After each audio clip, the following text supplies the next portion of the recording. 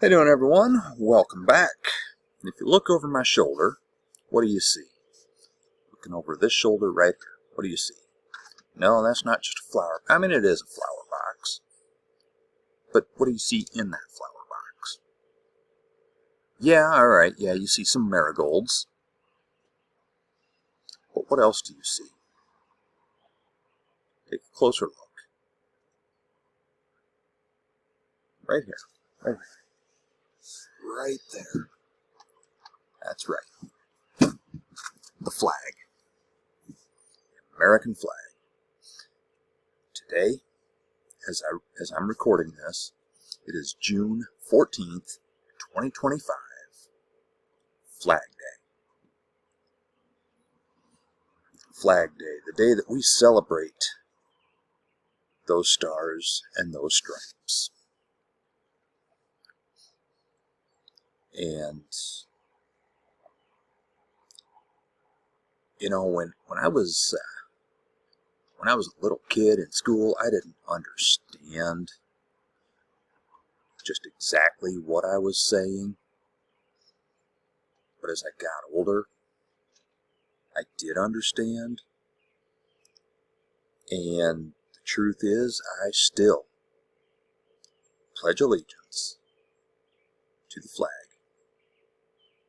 of the United States of America and to the republic for which it stands, one nation under God, indivisible, with liberty and justice for all. The problem that we're running into is we have a huge segment of our population who pledges allegiance to one man in the fascist states of America.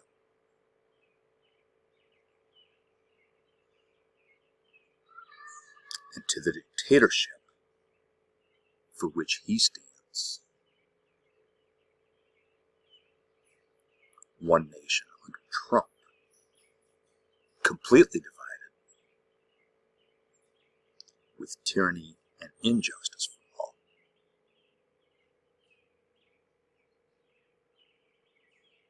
So, yeah, there's that.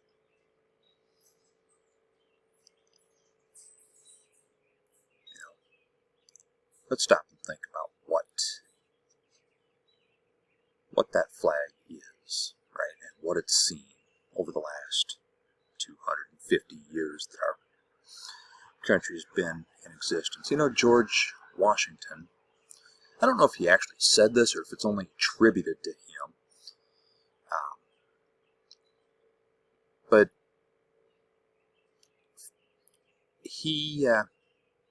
it's attributed to him, and he may have actually said it, that when he became president of the United States, a job which, by the way, he didn't want, he had some loyalists who wanted him to become king of the United States. I mean, he didn't even want to be president. He didn't want that kind of power.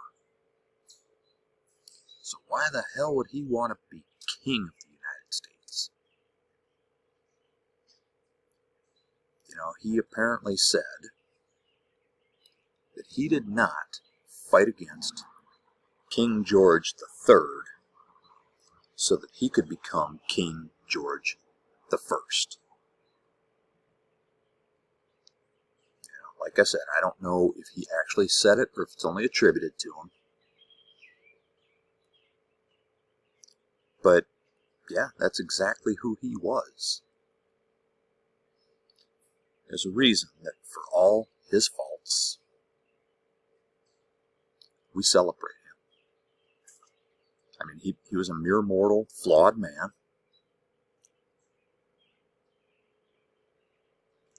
But he stood for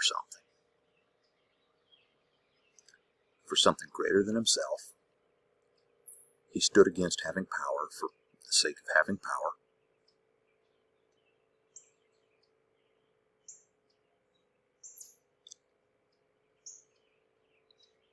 so that flag, I mean, historically we're told that Betsy Ross designed and, sewed the first flag. Is that historically accurate? Yeah, probably not. But it makes for a good story, good,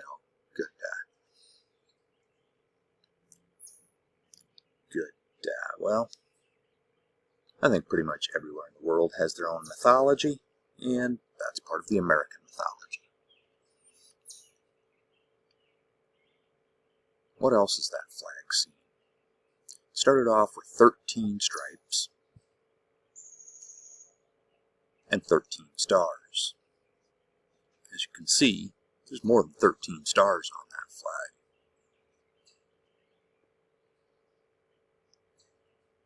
The Union, as it's called. The blue field, known as the Union. That represents the unity of our country. And, each star represents a state.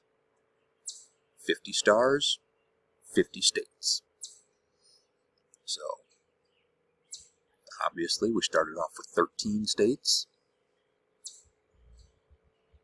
and we have since added 37.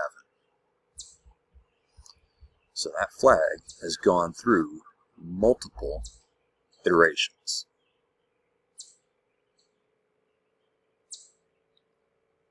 Started off with 13, then 15.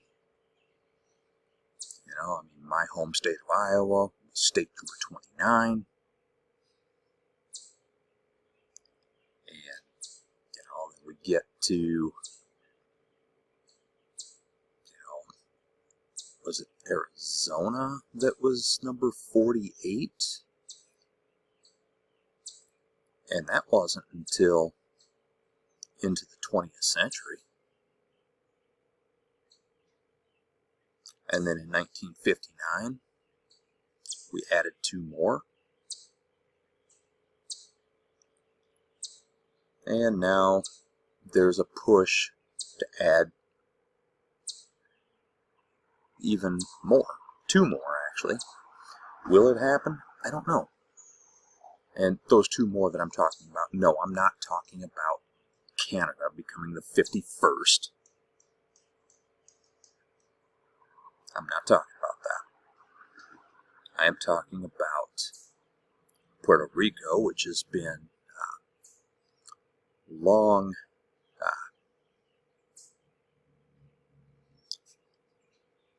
considered to be what should be the it's long considered to be the 51st state, if we ever have a 51st state. And there's also D.C., District of Columbia. And quite frankly, other than the government buildings that are in Washington, I would absolutely support whichever the people of D.C. would decide. Either become a state of their own, or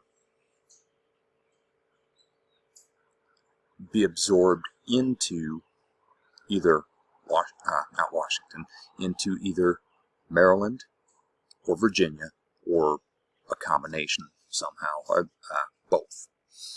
Be divided among the two. I would support whichever one of those that the people of D.C. support, because, I don't really, as you can see, I don't live there. But taxation without representation is what led to the rebellion that started this country.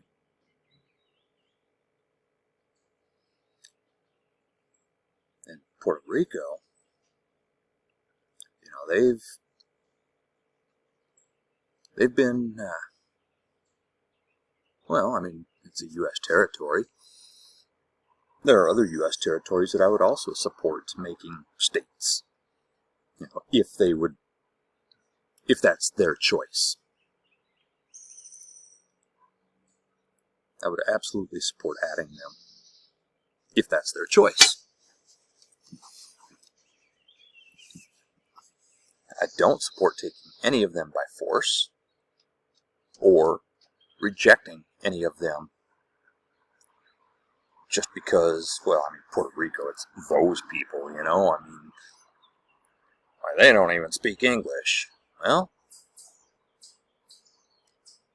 quite frankly, a lot of the people complaining about that, they can't even speak English, or read it, or comprehend it.